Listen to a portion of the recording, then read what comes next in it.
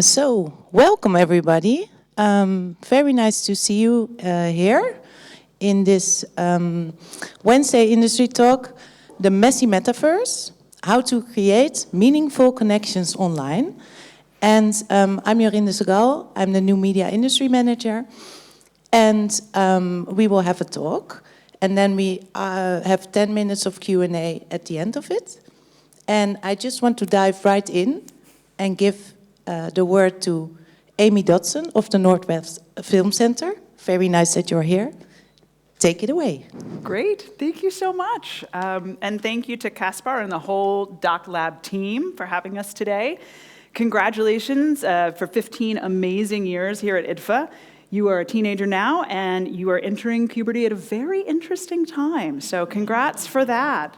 My name is Amy Dodson, as she mentioned, and I am the head of the Northwest Film Center in Portland, Oregon, as well as the head curator for film and new media at the Portland Art Museum, which is in Northwest US and is the 7th largest in the United States.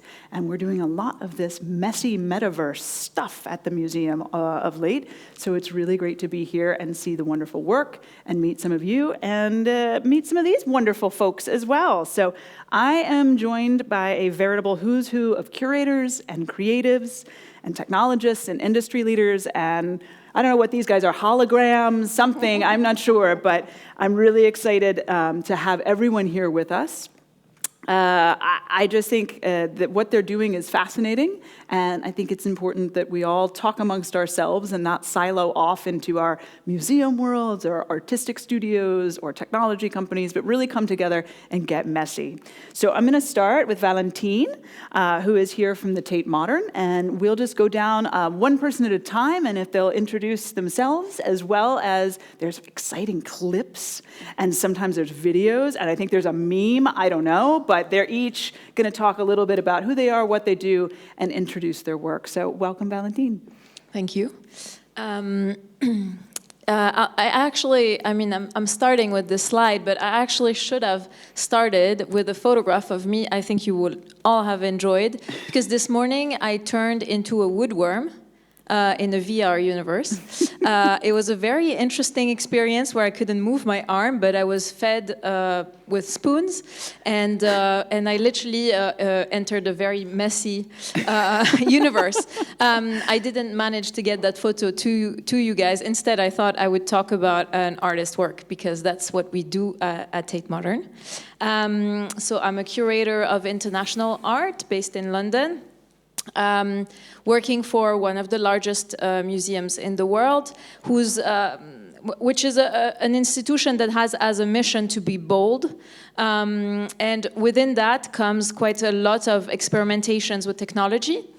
Within the galleries, Tate has actually 4 buildings. I work within Tate Modern. And within Tate Modern, we have the chance to have a cinema called the Star Cinema. So part of my job is to program in the cinema what we call artist films, artist cinema, which is generally objects that are not meant specifically for commercial cinemas and industry, but objects that are a bit in between the museum and gallery world and the world of cinema.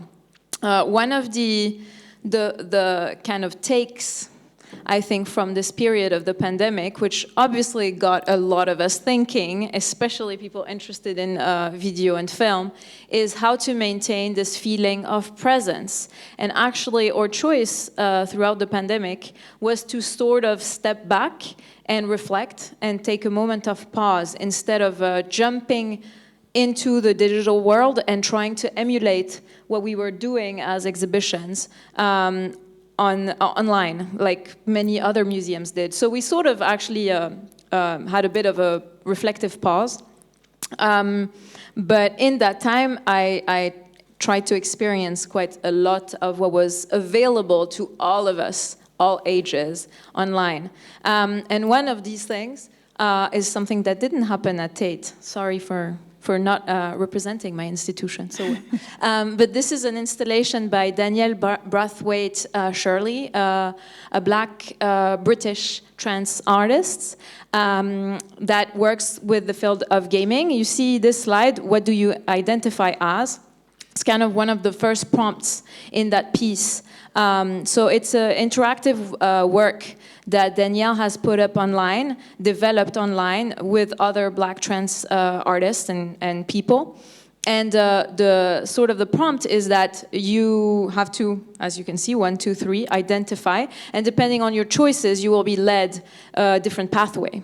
And kind of, I really wanted to talk about this work because for me, within the pandemic, what was so interesting in the difficulty I think we had as curators is to try to make this experience something that we could have as a bodily experience, and that's why we chose not to kind of just translate our programs, but think about more creative ways in which this presence could be embodied. And in the gaming world, this is called the Black Trans Archive. You have to choose, of course, a character for yourself, and depending on the identity you choose, you will have a drastically different kind of path. Actually, you will be pretty blocked if, like me, you identify as cis. And you're gonna stay stuck because part of the journey is for this project is for it not to be like a trans tourist experience. But I wanted to start with that because I think it says a lot about where we stand, which is in a place where immersion and presence is gonna be really the future. And I was re-listening to a talk by Mark Zuckerberg, who was telling that basically this is never going to happen until the components that allow for this immersion to happen are reduced in size so that the glasses you have to wear to immerse yourself in those universe fit in the branches of our glasses, because it's never going to be kind of immersive until it's almost invisible, and until you look normal whilst you're in this other universe. You look socially like as we do today, and until that moment is possible, I think it's still going to be a bit clunky, and that's why maybe I'm very curious about this messy metaverse, but still a bit on hold, I'd say. That's where I stand. Great. Thank you for that. And in hologram max headroom form here is Andrew Lin from OYE. Hi, welcome. Can you hear us okay? Yep, I can hear you. Can you hear me? Good. That was like a pregnant pause where I was like, this is going to be awkward if you can't hear us, but we're going to make it work. I just had to unmute. Well, welcome from New York, correct? Yep, that's right. Great. Tell us a little bit about yourself and OYE and any of the clips that we're going to see from you. Yeah, sure, totally. So I'm Andrew, one of the founders of OYE. It's a project we started basically a couple months into the pandemic. We kind of felt that we were just tired of sitting in grids and boxes all day, and we wanted to create spaces that were more fun and more expressive for people, and allow anybody to build those spaces so they could really sort of express themselves through the spaces they're building and gather together within those spaces. And so since about June of last year, we've been hosting all these different events, classes, meetings, all kinds of things on OYE, including last year's DocLab. I don't know if anybody here attended it last year, but that whole virtual experience was done on top of OYE. It was actually one of our very early, very last minute, and it was quite a fun experience for us. And then this year we also have like some hybrid experiences in the physical space at DocLab, as well as like a virtual space that sort of leads into it. So it's a pretty fun thing that we built this year. I think one of the coolest things for me about the metaverse is that, like, you know, the tooling I think is the biggest part of what the metaverse can be, like empowering other people, especially non-engineers, to be able to build experiences for others to go into is really when the metaverse becomes real. So we, I think this past spring, we hosted a wedding on OYE, and the bride and the groom actually built the space themselves. So they sort of took a representation of their lives and put it into like a virtual form, and then all the attendees came through that experience to see them get married. And I thought it was a really cool usage of our product, and so I thought maybe we would show a clip of it. if we can play that. Hi, everyone. Welcome to Love, a Theme Park by Leah and Adam.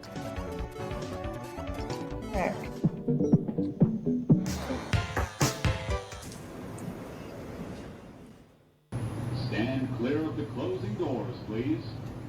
Welcome.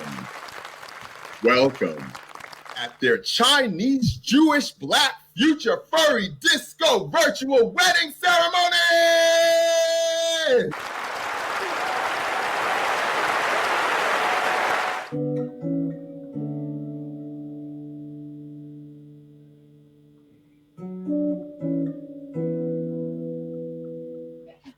I am honored to be here today to help us all share in the love that Leah and Adam have for each other.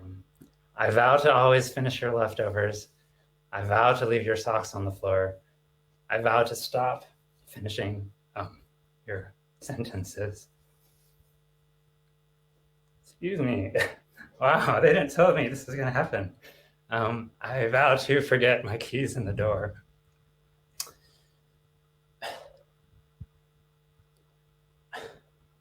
I vow to spend more time on my hair than you. I vow to sleep more so you can. I vow when we go out, I'll wear decent shoes. I vow to water your plants. I vow that I will be bad at all these things. I vow that some days will feel bad. I vow that I'll forget my own vows before yours. But I vow that we won't forget any of the times we've had. I met you and my life became richer, more complete, and even less traditional. We leaned, or rather we fell, into an unspeakable closeness that I've never tried to define. It's as though together we've found complex levity, intentional grace, fervent peace.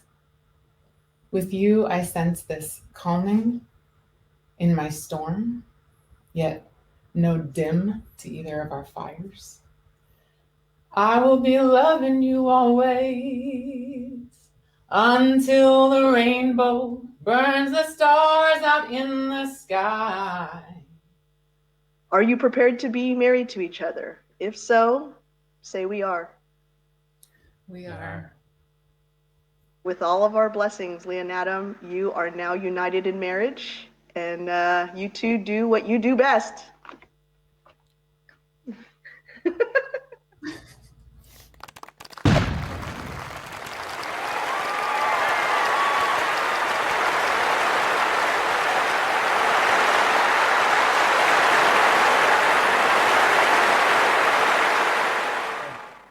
Well, that put a tear in my beer. Who else? Raise his hands out there. Who else got a little misty? Who knew? Who knew? Oh my gosh. Well, that's gonna be a tough act to follow. When we, the team, when we were running, like helping host this wedding, we were just doing like the operations while they were getting married, and we were all just crying. You know, it was crazy. It was, I don't know, it was just so beautiful. It like blew away our expectations of what could be done online for a wedding. So we were so happy with that. Great example, Andrew. We'll come back to you in just a moment, but we're going to go on to Mark. Hi. Hello. Hi. Suppose it's working. Perfect. Hi, Amy. Hi. Hi, everyone. So my name is Mark. So I, the co-founder of Divergent Cinema. We're a Paris-based company. We've been working mainly with VR for like 5 years now. And we've actually been working with Doc Lab for 5 years also. So we have two main activities. One is about exhibition, so exhibiting VR works, and distribution, also distributing mainly VR works. And we try to put all our efforts in presenting the VR pieces to the public and make sure that the people, the main public or the public of the event we work for is as close as possible to the piece, and make sure that the technology and all other aspects don't go in between. And so mediation, of course, is a very important part of this job. Of course, the pandemic was very tough for us because our activity is very physically based, and so we had quite a tough time. But then last year with Caspar, we discussed quite a lot to prepare and see what we could do online with DocLab. And we participated in making the VR chat world that hosted part of DocLab. And we also had a party in this world. So maybe we can show the video that shows a bit how this party was.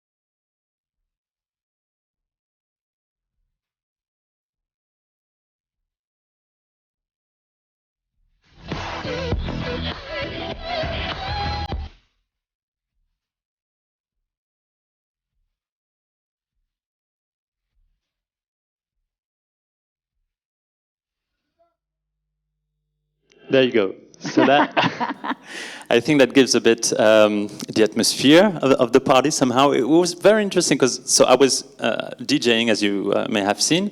I was DJing physically in my apartment, actually in my sister's apartment, and the video was streamed and showed into this VR world. And in the same room where I was mixing, there was we had of course a computer with a headset, and we could get into the world. So I could somehow just play a record and go inside the world and see myself in the world, or not myself because I was in the headset, but anyway, because it was just there was only a few seconds of latency, and it was very interesting experience of making a digital party somehow where there was a physical presence somehow, because in VR chat you can see your hands, you can see your head, you can somehow see a part of your body, not your feet, but somehow.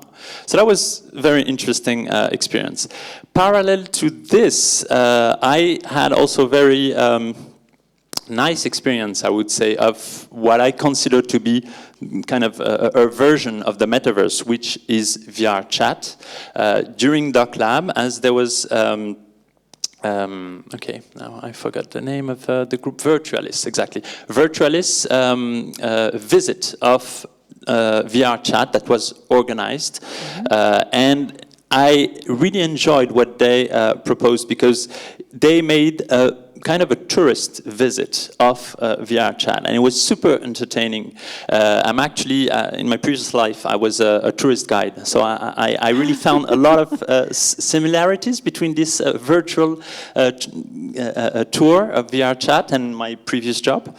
And what happened afterwards was later, actually a year later, which is actually 2 months ago, we had to present, so I was in Paris, and we had to present Venice VR selection, so Venice VR Expanded in Paris. And the selectors, the curators, chose a series of 30-something worlds of VR chat within the selection. So we, as exhibitor, had the role of presenting these worlds to the public.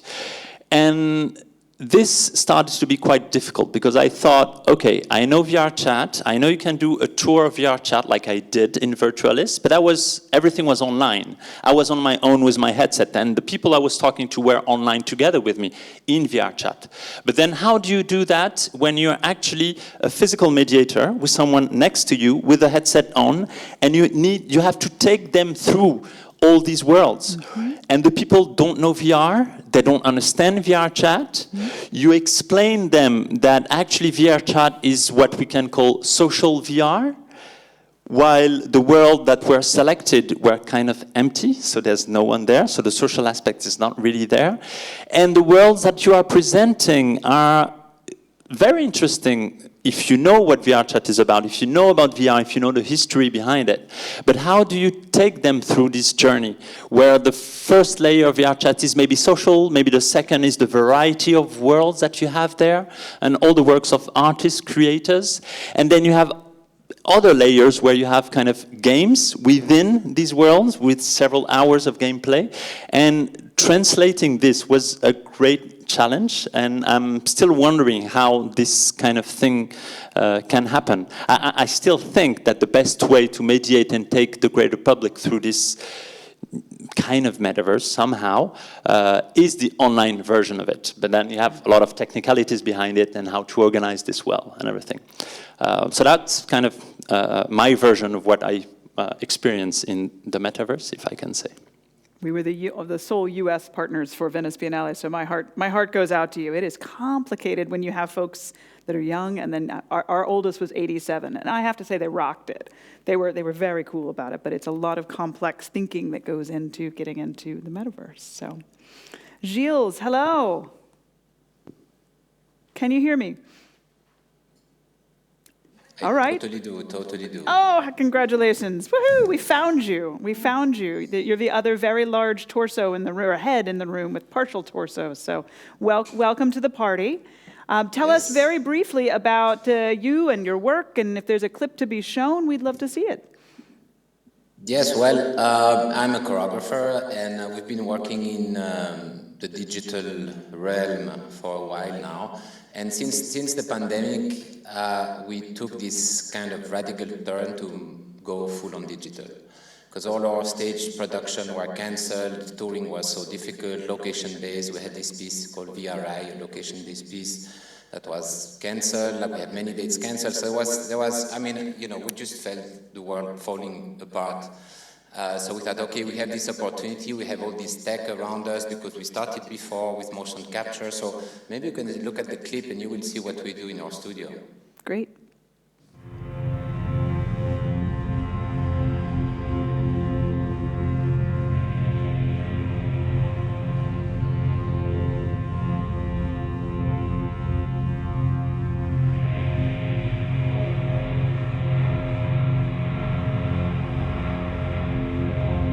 Basically what we do are real-time performances. This one, for instance, is the one that we did in Venice. It's in a multi-user VR piece, this AR piece.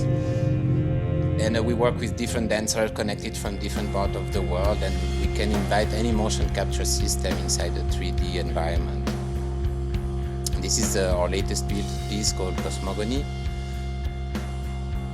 And this is a 2D projection. We can do it either in a cinema that was in Singapore, but we can also do it as a video mapping on a building. You just saw some images that was in Bucharest just now. And that was what was supposed to be in Singapore, but when COVID came, instead of video mapping, they sent us back into a theater, which was quite ironic. That was in May this year. And we did actually also a party at the festival last year. But it kind of reminded me, it seems like it's years ago, but the night before the party I got positive for COVID. So the physical party we were planning to have at our studio just fell apart. And Susanna, the dancer, she was alone in the studio in the middle of the night doing the party, and we had people like spread everywhere in the world joining the party, so that was a disaster, and that's kind of a short of our life, ever-changing situation. And even working in digital, we had so many problems. But basically, I mean, what we are interested in is really the real-time performances, and we believe that that's the thing, that's what, brings people together. That's what we feel so fascinated about, is when we can have this connection. And when we have dancers, sending their avatars on the other side of the world, they're like somehow the puppeteers of their own bodies. It's like a teleportation. Your physical body is not moving, but your real-time presence is there. And as I'm doing now with you guys, I'm like, my physical presence is there. So it's quite fascinating to be able now to develop this kind of technology all on ourselves in-house, because that was also the decision we took, is to become fully autonomous and develop our own tech. So I have a developer, I have a 3D artist, I have a technologist, lead dance artist, myself, and a couple of people on admin. So that's what we do now. We try to survive in the digital and being an explorator of the new digital territory for dance. Thank you. And now to Jody Arlington from South by Southwest. Welcome, Jody. Thank you. For those of you who don't know, South by Southwest is a conference and festivals in Austin, Texas that takes place in March. It's a film festival, a music festival. In the conference, we cover all kinds of technology and new business and the environment. Whatever the vertical is, it's kind of being discussed there, always with a glance at the future. And we've always had, for many years now, a virtual cinema. And due to the pandemic, obviously had to bring that into the metaverse. And Austin is a character in our event, and so it was really important for us to actually recreate Austin. And so we had 4 different venues that included our famous Paramount Theater, the Contemporary Art Gallery, where we had endemic panels in VR. And then we also had 2 music venues, the Empire and the Mohawk, and then just kind of many meetups and parties and all sorts of things would happen in there. But we also had gamification in there, where we had axe throwing, and you could ride drones around the environment, and we had go-karts that you could go all over the place. And for us, it was just really important for us to try to recreate the serendipity of a real event, where when you went into the world, you would walk around and you would hear different languages and see different people. And it was very successful. And I should say, Blake Cammerdiner is the maestro of all of our VR, and we worked with VR Room to create this space. And we have a clip of our closing party, and you'll get to hear Blake laughing at me. Jody, why are you floating? I don't know, and I don't know how to get down.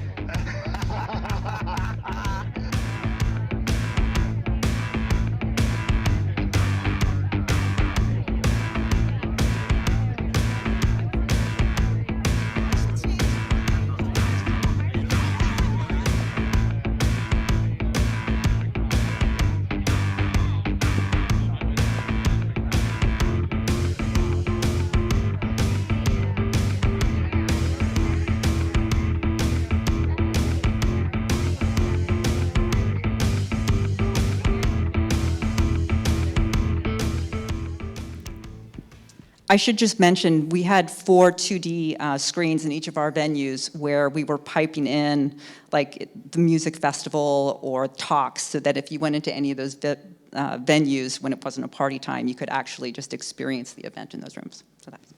Well, it was a perfect segue, because you kind of chuckled to yourself when you used the word metaverse. And for those of you who were maybe at the launch of the Doc Lab on Sunday, there was all this amazing data about how uncomfortable I can think we feel about this word. And so some people kind of want to just rage their fist, and others' eyes roll into the back of their head. But I want to open it up, because if we're being real, whatever we're calling this has been around for quite some time.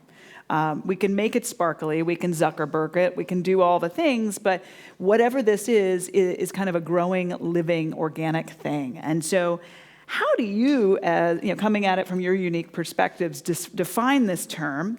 And why do you think it's important to have these discussions about online world and in-headset world and whatever it else is going to morph into, especially when we're talking about gaming and art and storytelling and nonfiction.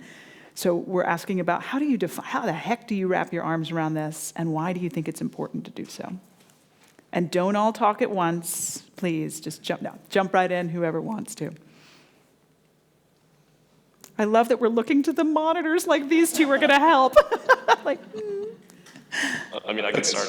Sure, go for it, Andrew. I mean, I sort of mentioned this a little bit before, but I think the metaverse is all about tooling and enabling everybody to contribute to it. I think for me the metaverse, I have a pretty broad definition of it. I think it's been around forever. In the 80s and 90s, I was on BBSs and doing multi-user dungeons and stuff, and it was all text-based. But in my mind, that was still a shared reality that you were interacting with other people in real time. Even though it was all text-based, you could still immerse yourself in that world. So I don't know. I think the Zuckerberg metaverse, this immersive VR reality, is it's probably easier to immerse yourself in that just because the rendering is better, but the concept is still the same. It's you're empowering people to create these things and take this vision inside of your head and have everybody else come into it, which is it's just a really powerful form of expression. So I think the important thing for me is just the technology is getting better and better, and so learning how to use it and learning how to make those experiences and translate them in a way that other people understand is sort of what we need to work on. And I think that's really what the metaverse should be about, is building tools and education around it. Great. Well, for me, the Messy Metaverse is really how difficult it is for people to engage and get involved in the layers like you were mentioning earlier. The onboarding, and again, I'm going to try to use as many of the bingo words as I can, in case any of you need those. The onboarding for it is really, quite difficult. But I agree that this has been around for a long time, and when that video introducing it, I'm just we've been doing that, and I do think that wearables are going to be the thing that changes this. We have to get to a point where the wearables catch up so that you don't have to have the headsets, as you were mentioned. And then, I think that there's a lot of really interesting things happening in the WebXR, which is basically what you're doing. So that's where I see us going. I love it. No one has defined what metaverse is yet, and that's good. That's good. Maybe one of you want to. Oh, I do also want to say the word phygital, because that's on the list. Oh, right, yeah. And I think we had some phygital going on, but I don't know if it got caught. Maybe one more person talking a little bit about their perspective. Well, or all of you can talk about your perspective. Go. Yeah, let's start with you. Let me Mark. start, Giles, and Gilles, and yeah. No, for me, that's the power of the physical over the digital. That's my next question. Tee it up. Tee it up.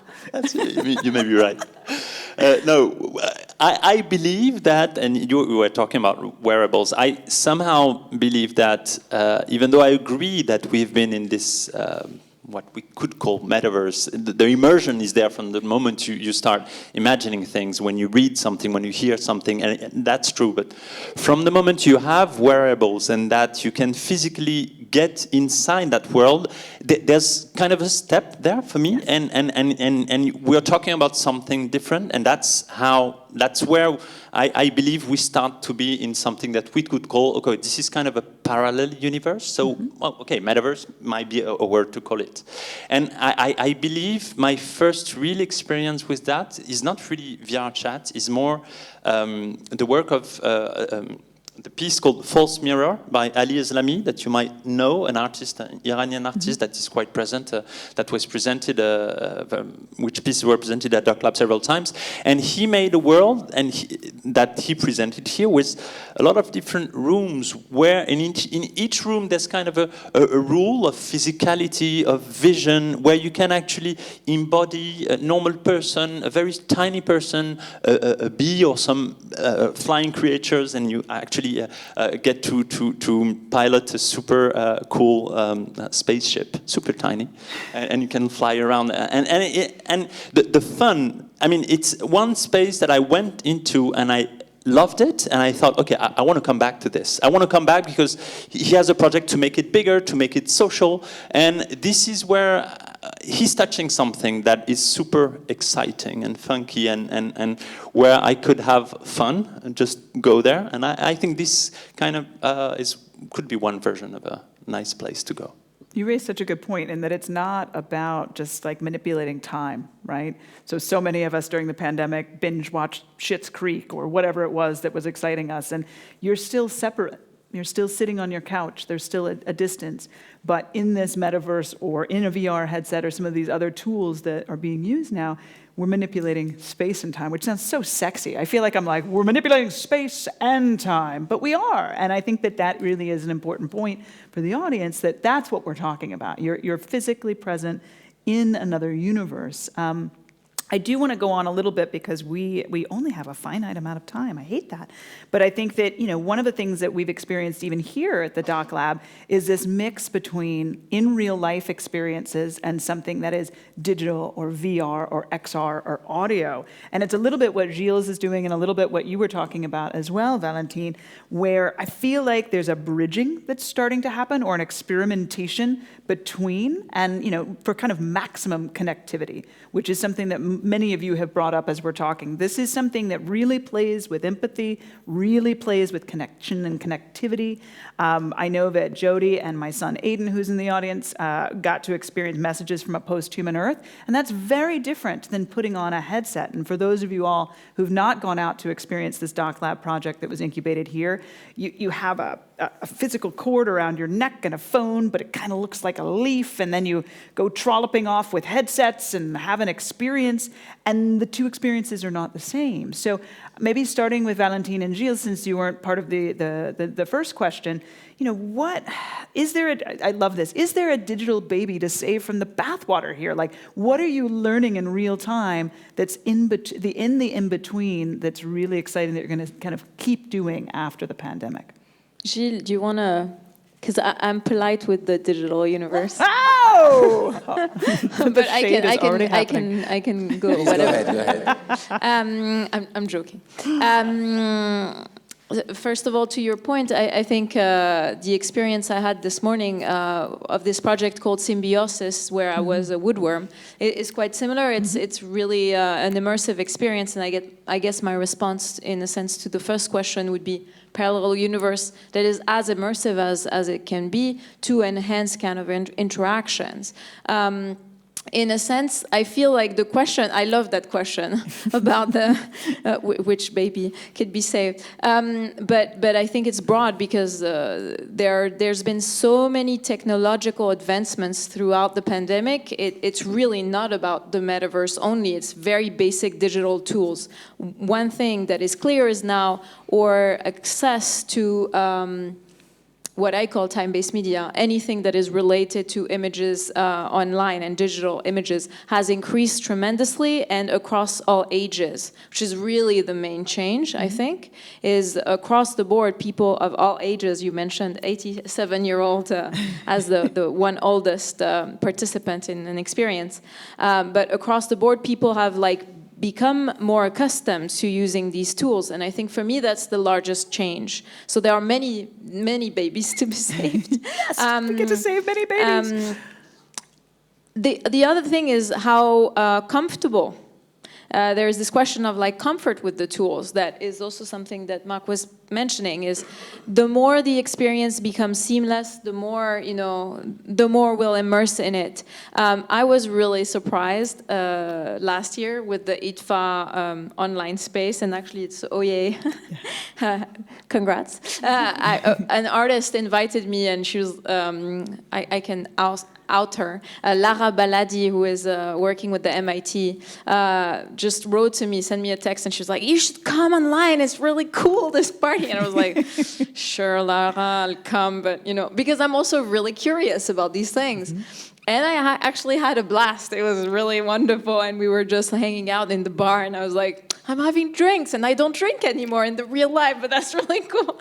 And yeah, eventually we met up with a lot of people, had interesting conversations, and I feel like this capacity for real connection with people is really what is to be saved, as well as the capacity to act.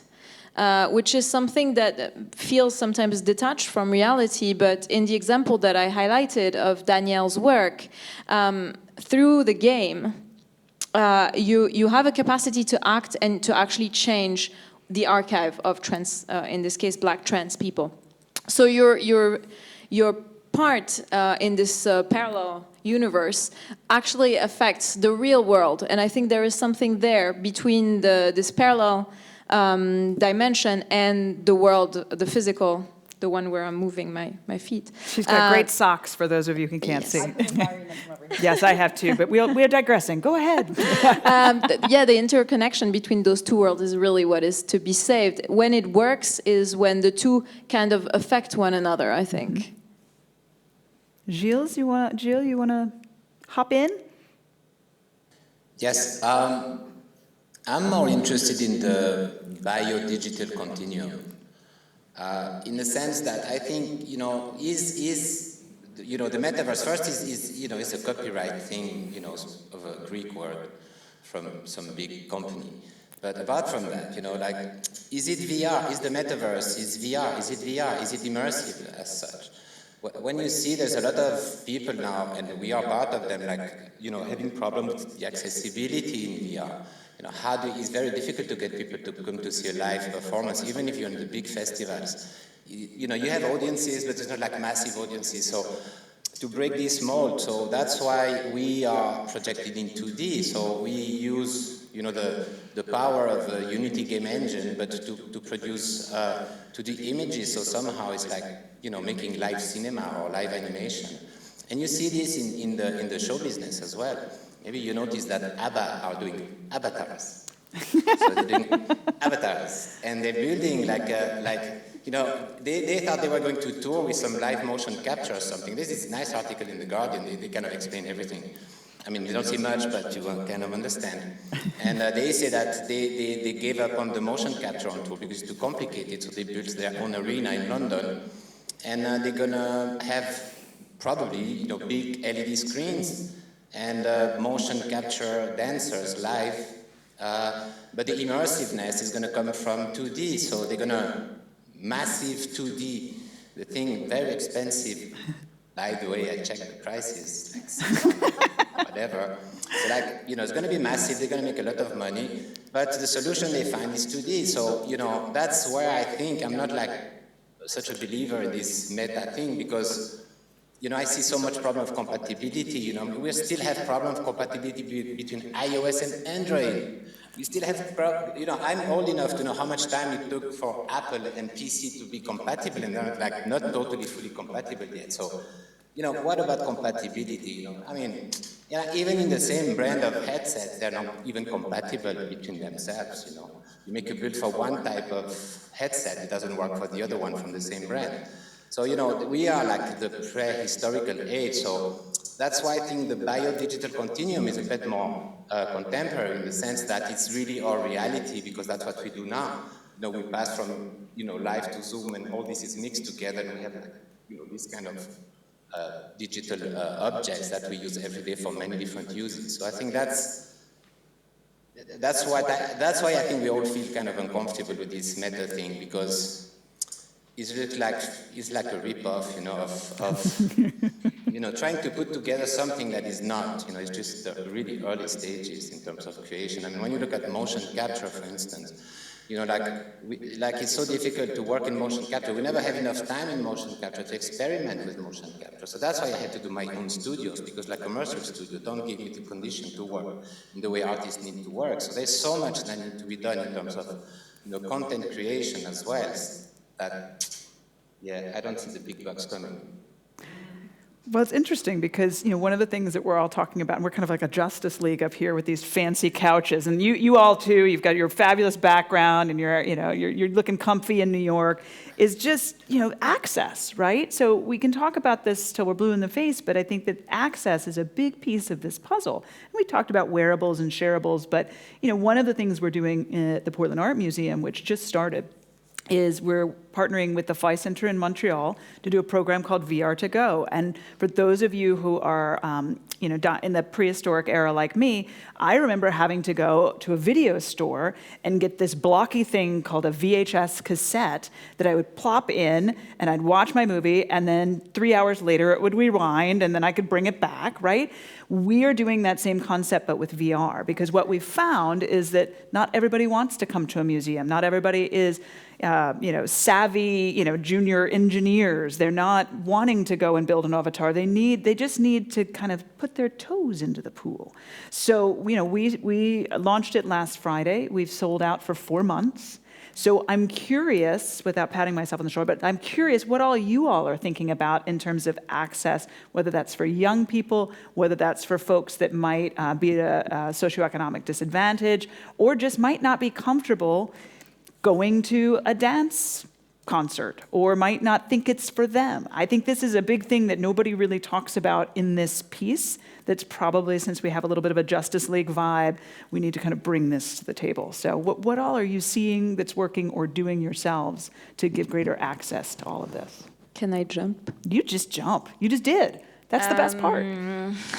Not physically. Yeah, I think that's something that it was bound to at some point kind of happen, which is also thinking how limiting this conversation is to like Western world, because honestly, a good portion of the planet just does not have reliable electricity resource. So it's also like a conversation that is a bit tricky for us to talk about meta, because it's already really partial.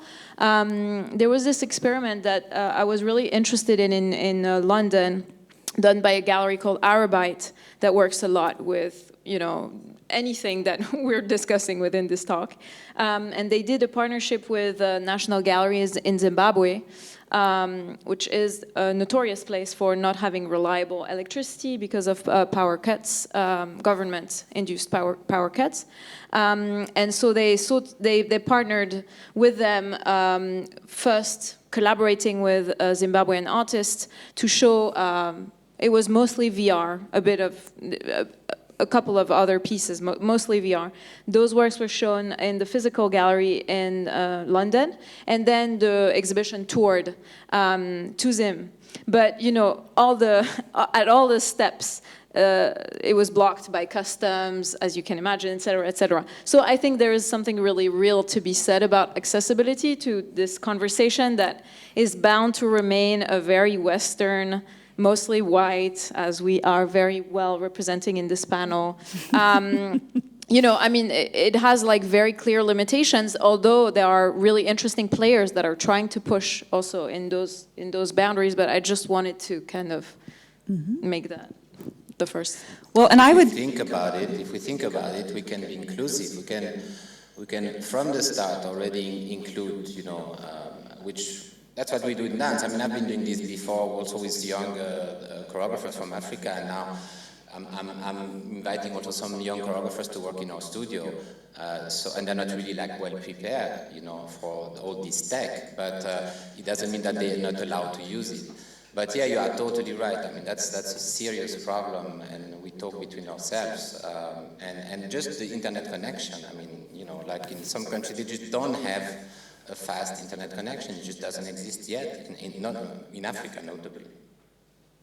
Jody? I was just going to say at South by, we this year are trying to find out as many different platforms that we can use at the same time, and are obviously, using the VR chat, which you can, avail yourself from a PC as well as Oculus, but we're trying to be on as many as we can to find the audiences where they are. But yes, there's so much work needing to be done to make it more accessible to people who don't have that privilege. So before we open it up to questions, what is something that gives you hope? We talk so much about, oh God, the technical issues and Jody's like, I got my hand up. But I think, the reality in addition to access is this isn't easy yet. This isn't seamless. I used a dinosaur reference. I think that Gilles used something about a rock and a stick. We are in really early days, even though the technology is amazing. Sometimes the ambition is really, exciting, and there's a lot I think that we can be positive about. But what gives you hope, or what inspires you to keep, I don't know, exploring and figuring out where this metaverse might lead? I'm just going to say I have infinite confidence in the creators who are in this field working on that problem and creating just amazing work, and that it is finding audiences even if they are small. And for me, the CEO of our company is in his 60s, and my boss who runs the film festival is in her 60s, and like they all started doing this year. And now it's part of their language and activities, and every year it just seems like more and more people are getting on board, and so I feel like there's just this arc that's going in the right direction. But I'm also an optimist, so. Well, for us, if I may, what was really super interesting was the collaborative spaces we created.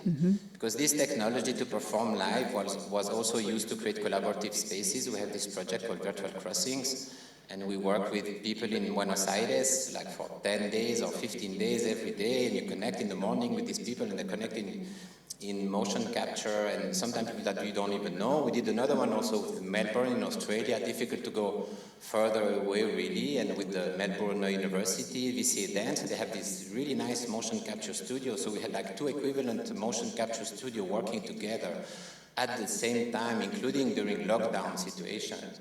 So, and I have one dancer, Victoria, she's in Melbourne, and by doing those pieces that we did during the summer, she could work. I mean, we gave her work. It's not only that we gave her activity and kind of something to do, but also money. She got paid for the work that she was doing. So that really gave me hope that the live situation is not, as a performer, of course, we're looking for the live performance, but what is interesting about live is not only to perform, is to create live, is to be able to adjust. You can readjust your piece, you can adapt to the different type of screens, you can rework it, you can change the scene because you're live. It's like bringing a classic orchestra on stage. It's much easier to bring them all together to perform on stage than to the recording session, which is going to take you days and days and days, So there is this practicality about being in real time. And one thing that was that was very significant for me is that I think since March 2020, I did about 30 lectures, international lecture, like in everywhere. I never been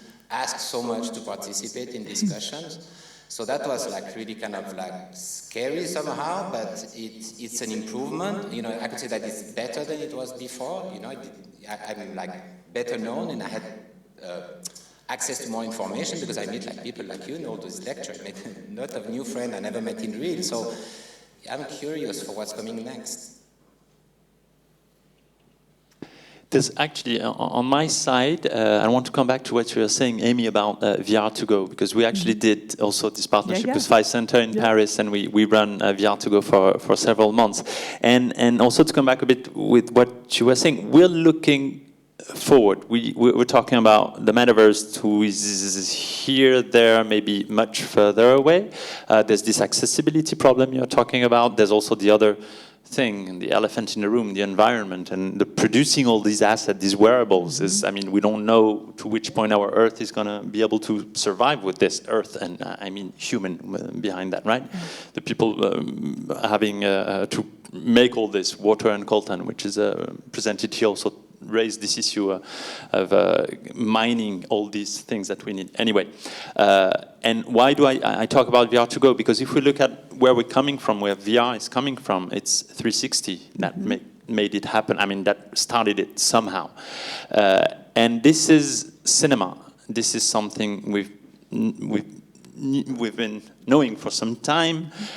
People do relate to that, and we have access to the greater public. And if you put a headset with a 360 movie on anyone's head, they're amazed. It works so well. So this gives me hope. This is a direction we can go before we get there, the metaverse and everything, and we have all the devices. This is, even if it might seem a bit off topic, it's actually quite related, I would say, and I'm super fan of 360. Very much myself too. Andrew? Oh, go ahead. Andrew, do you want to go first? No, go ahead. Well So played, sir. polite. Well played. Yeah, I mean, I don't want to just repeat what you said. Obviously, yes, technology gives me a lot of hope. I think if you kind of look at Zoom or Jitsi, which is way better than Zoom, it was kind of a technological response to a problem. So I think the metaverse, in a sense, can be a technological response to a problem, and I have a lot of hope that if there is a problem, which there will always be problems, we can creatively find a solution. So that gives me hope, really, because creators will always be there, and they will always kind of surprise us with the responses. But when there is a pressing need or problem, people can come, as we've seen, I think, in the last 2 years, can come together to solve it if they really want to. So that's really kind of like hopeful, and to agree with you, there are many steps along the way. It can take different forms. It will most likely take different forms before we reach the actual metaverse. So yeah, just maybe that's kind of my way, but we're bound to kind of repeat a bit all of the same, I imagine, because the hope is like by being together, exchanging. Andrew, bring us home. Sure. So, like, I guess for me, the thing that gives me hope is just like I think everybody's been saying this a little bit. Just the creativity of people. I think, you know, I keep harping on this idea of tools, but you give them tools, and they will build amazing things. There's been so many times with OEA that, you know, somebody asks a question, and I'm like, oh, what are you doing? And I will, you know, be able to drop into their space in real time, live, and talk to them about they're doing it, just be blown away by like how creative and interesting and how unpredictable it was that somebody was able to build something like that using what we like, you know, this tool that we made. So that always just inspired me. It will help if we're more open source tools, by the way. Mm-hmm. That will seriously help. And I think on a base level, I mean, we are at a documentary film and storytelling festival. It's more platforms to tell stories. And I think that is a joy. It's like a personal joy for me. I am a big fan of cinema, but I am mostly a fan of cinema completely unbound. That if you have a story to tell, you can do it in headsets, you can do it in audio, you can do it on your phone, that, you know, there are no rules. Of course there's rules, but you can break a lot more when there's more platforms to try things and test things and experiment. So I'm just so thrilled that we were able to have this discussion both within the documentary film platform, but also in the Doc Lab platform, because it's all about R&D and experimentation. And so before we open up to questions, I would just leave with that thought that, you know, these are all good tools to you know, kind of mirror what Andrew is saying, and they're all good platforms. And the more we experiment, the more that artists can get their voices heard in new and exciting ways. So if there are questions, please feel free to raise your hand. I can only see through about the fourth row, so if you're in the way back, oh, look, there's light. There's an invention right there. But if anybody has questions or wants to bring anything up for conversation, please feel free. Yes, in the red sweater. Yeah. Okay. I'm from South Korea, and I was kind of feeling a little distance listening to this talk because South Korea has the probably most advanced internet technology in the world. There are a lot of youngsters with no capital are making so much money on Meta Universe, creating virtual products, schools, and institutions already. So for me, as a documentarian, we are striving to bring people's attention to the problems around the world. And with the Meta Universe, I was like wondering about when people are, because of the level of immersiveness in this Meta Universe, whether this Meta Universe thing would really take people's attention into another level other than our, you know, next world, like real life. So how to bring that into the advantage and more positive side so that we documentarians can utilize this? It's always been my question, so yeah. It's a great question, and I think it's, you know, one that I think, you know, there's a lot of folks equipped to answer. I will just say that what for example, VR does is it taps into your empathy sensors. And I know that the Doc Lab has a partnership with MIT in the United States, Massachusetts Institute of Technology. And a lot of research is being done about the difference between, again, sitting in an audience, watching something on a big screen or your phone or your television, and being inside the story. And depending on the point of view, walking alongside the person whose story it is, or being the person or creature or organism that is a first-person experience. And that is something that is just very different. And the empathy sensors kind of go off the chart. And that's not to say that watching something kind of in a more traditional way doesn't bring your heart and your head into it. But being in a space and having your brain, for lack of a better way to put this, tricked into being there, it lights up a whole bunch of different things in your brain, which for storytellers or producers is a really exciting new tool that helps people not only to understand, but to be present and to empathize in new ways. What examples have you seen to answer this person's very astute question? There was and I'm blanking on the name of the film, apologies, but it was in the series of shorts screening as part of IDFA.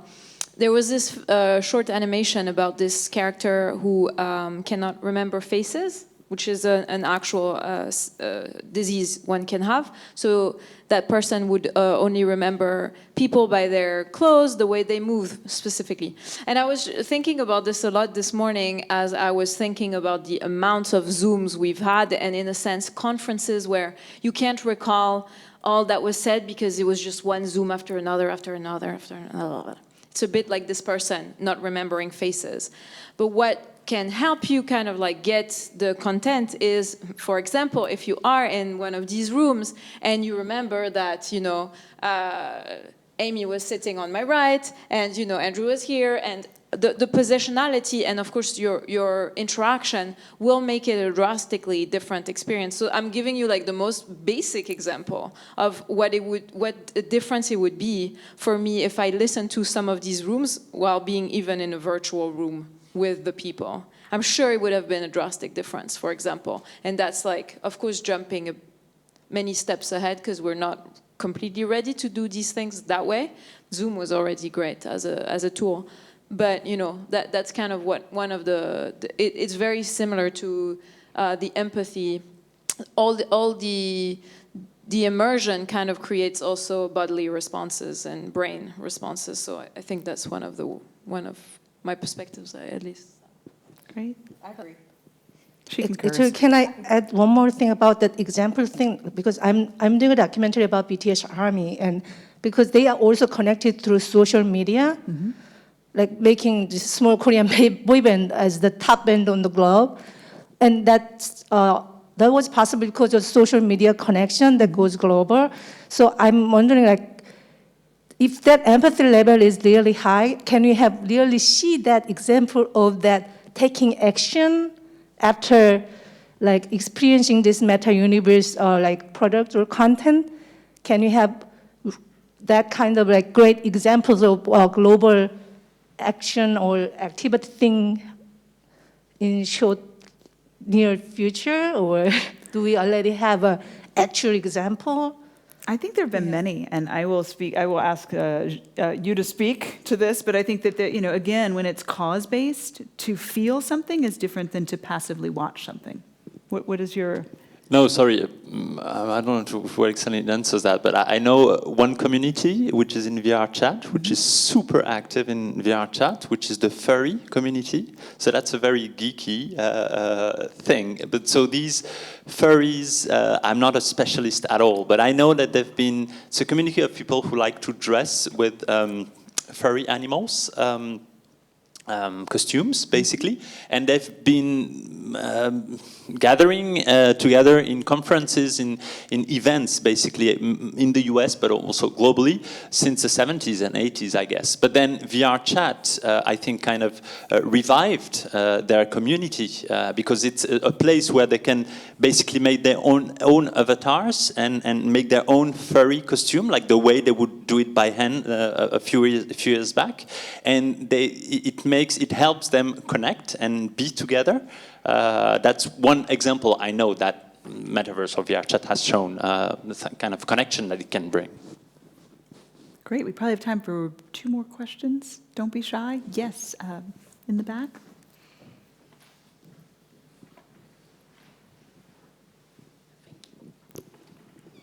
Hi, my name is Corinna Sager.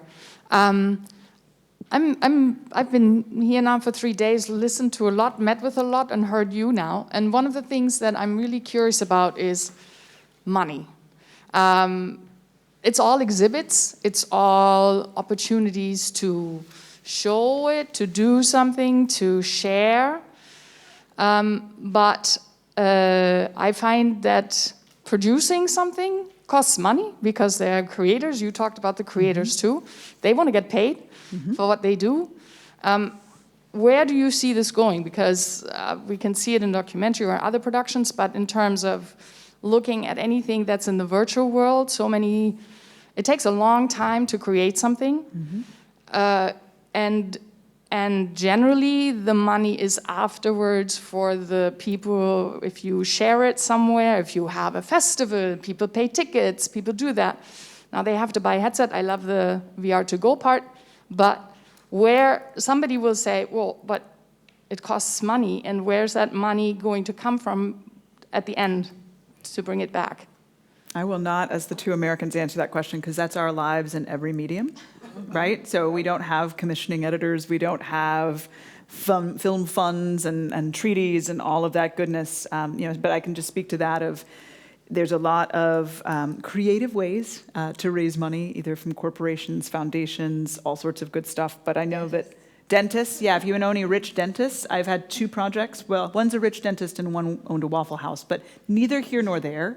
But I think there are ways to do this, and you have to get as creative about your financing and really look at the themes. So I've known a lot of folks that are doing science-based work that are finding funds from like more of a science or technology piece. There's a lot of themes that, again, if it's a dentist that happens to be part of the LGBTQIA+ community, and there is a wonderful, kind of docu VR piece. That's a great, so really knowing that. But I'd love to hear, because I know there's a couple different examples from a couple different places about how you're seeing funding, because we do it a little different.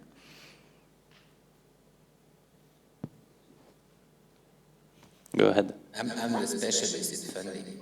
Woohoo! Now you know who to call. Now you know who to call. I'm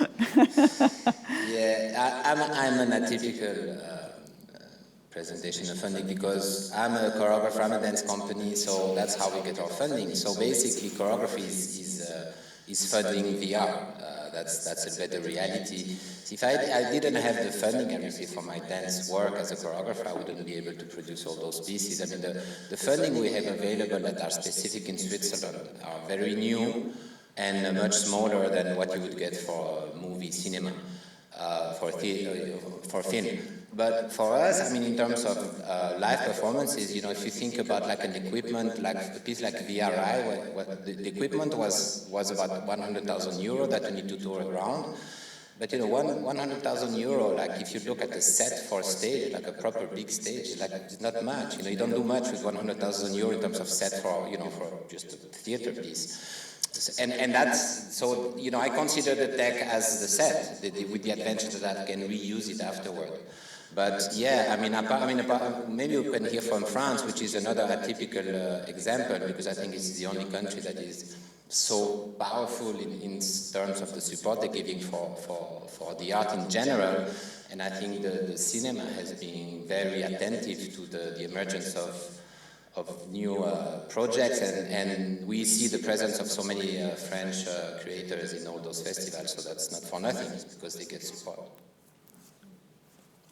Yeah, I'd like also have maybe a different view on that, because we're a private company, Divergent Cinema. We started off, as I was saying, as exhibitors, and that how we were able to be paid by institutions or private companies to exhibit and this money enabled us to buy headsets, to buy material, to build a team, and to go on stage and present works, being paid with that. It is true that some of the money we got paid with was coming from institutions, was partly public, but still that enabled us to kickstart our activity. We decided then to start distribution because our goal was we need to have public money, meaning money coming from the greater public. And this money has to come back to the producers, because all the producers, as Gilles explained, in France we have a super strong subsidy system with the CNC and all the other funds. We do a lot of co-productions that help a lot of international production also to be made. But then if the money don't come back, at some point the CNC and the others are going to say we're going to stop giving money because money not coming back from the market. So that's where we decided to start distribution to help the PCs find their public, get some money back to the producers. We take a small part of it, and it's been 3 years that we do that. It's tough. It's really tough. We started doing that investing from our exhibition activity. We are still not breaking even. We're still putting money on it, and the reason why I was saying that my hope is VR2Go is 360, because 360 is actually the only side of this big VR family, or I would not say immersive activities, but VR at least, because that's what I know, that is starting to make sense, financially speaking. We can start to see some business models that do work sometimes. The other pieces, the other technologies, unfortunately, it's so difficult for them to live out there on the market because of many different reasons, but mainly because you need people, one person per station, to accompany the person in the headset. While 360, you can have 10, 20, 30 headsets, and you have good systems and cheap headsets that enable you to do that. Fantastic. We probably have time for one more question. Great. The right behind you in kind of a whitish gray. I'm sorry, the lighting is weird, so you're probably wearing purple. My apologies. It all depends on the lighting. My question is, how does the metaverse, as like a social civilization level thing, contend with the giant, kraken in the world, which is the gaming industry, and how it resists being absorbed entirely? Because it seems like there's a lot of things that could be defined as metaverse, but they're primarily functioning as gaming platforms, and then ultimately gaming platforms about monetizing users through their activities on that platform. So how does the metaverse try and break free of that instead of just being swallowed up by, Tencent or Epic or anybody else? I mean, Netflix just bought a gaming company, right? Like, let's be real. And I think much like what we're talking about, there's a huge wide world of games. So what you're talking about, plus, kind of traditional media trying to get into that gaming space. But to me, I have 2 children who spend most of their days in the metaverse, on Roblox and on Minecraft. And to me, that's just as much of the metaverse as something with funky glasses. So I think it's here, I guess, is all to say, of like that gamification, like those kind of binaries, those strict, like, I'm a gamer and I'm a 360. Like, those are all kind of artificial constructs to anybody that's under the age of probably 20. They just don't care. So I think, I'd love to hear as kind of a final thought from you all, whether you agree or disagree with me on that. But I think that, all of it is kind of commingling in a way that perhaps those of us that are over the age of 20 always felt very comfortable, right? When I was growing up, TV was less than or secondary to cinema. And I think that there's a cogent argument to be made that, does it really matter? Like, if it's good or if it's long or if it's short or if it's cinema, like, that's raging right now on that side. So where I think in a very pithy, like, Twitter-worthy answer, where do you all fall with this question around gaming and other mediums and the metaverse? I just agree. That's your Twitter page? Okay, great. Do you care to have one more? I don't think you're at 120 characters yet, so. No, I just don't think that it matters. And I agree that you don't want all of the creative output to be subsumed by, a game, but I don't think that it will be, and it's going to continue to be messy. Ooh, it's like she's in PR or something. That was fantastic. Gilles? Well, I don't know what to say now. Yes, I think it's going to be messy, but let me get my thought back together because I lost my thought. I come back later. Okay, no problem. I think it's gonna be messy. At the same time, it's already there with Roblox, with Fortnite, of course. Fortnite is already maybe one of the first examples of metaverse. Also, after maybe Second Life and others. I mean, there are plenty out there. But I mean, what is again the metaverse? We each have our own definition, our own view on it. The metaverse doesn't mean anything so far. Maybe it's gonna need mean something 15 years from now, when there will be one that will rule them all, as they say, or not. We don't know, but it's so diverse today, and so I don't think gaming will take the whole thing right away. No, it's not. No.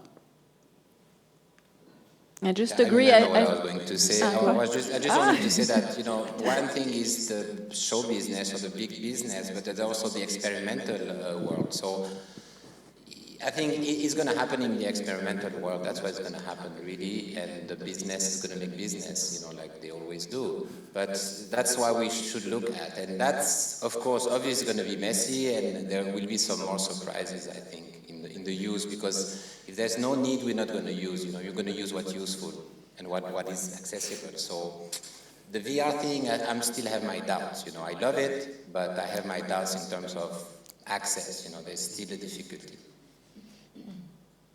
Yeah, I agree, and I also felt like Andrew would be the right person because the clip just showed so clearly that it's not really about gaming. It's like many different other kind of uses of. So yeah, just handing it over to you. Yeah, I mean, I largely agree. I think gaming's been doing this immersive metaverse thing for a long time, so there's just a lot to learn from. They've experimented with a lot of different interactions for people online. And, I don't know, I just think there's just opportunities to learn, gaming can learn from people doing non-gaming metaverses and vice versa over time. So I think convergence will definitely happen. People will just take the best of what they see and experience. Well, I love it, and I'm so appreciative of all of your time and energy and thoughtfulness. There's let's stay messy. It's no fun to stay clean, but it's been great having you all here, and thank you for spending your afternoon with us. And if you have any questions, feel free to come up and say hello, and may we make a messy metaverse together. That really brought it home, didn't it? I can't even get the words out of my mouth. But thank you all for being here. Thank you again to our friends at IDFA Doc Lab, and thanks to you all for being here. Cheers.